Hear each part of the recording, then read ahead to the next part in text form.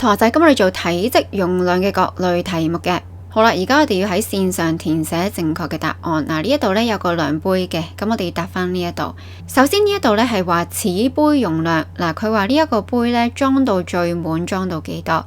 嗱，佢即係呢一度最高係500毫升，咁所以寫翻500毫升。跟住刻度嘅數量，嗱，呢度咁樣1個、2個、3個、4個、5個刻度，咁所以寫翻5。跟住呢度呢，就問液體嘅體積。嗱，我哋呢答咗呢個之前呢，先填翻晒呢度啲刻度。呢度係500毫升，咁然之後呢度呢有5個刻度，咁所以呢度其實係100毫升、200毫升、300毫升、400毫升、500毫升，即係咁樣嘅。咁個液體嘅體積係幾多呢？我哋就要將個容量，即係500毫升，除翻刻度係5個，然之後呢度呢，嗰啲液體係去到第一格。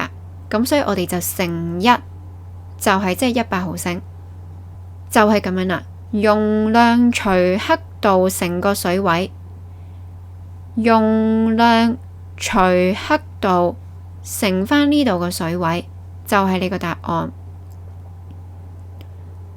嗱，跟住到呢一度，咁佢話呢個杯嘅容量，呢個杯冇變噶，都係500毫升，5個刻度。咁個液體係幾多呢？就係容量除刻度，然之後呢個水位就1、2、3，第3格，所以就乘3，亦都即係300毫升。嗱，你見到呢度呢個水都係去300毫升咯，咁所以就啱噶啦。快啲上榮恩教室嘅 Facebook 同埋我哋嘅網站度睇下啦。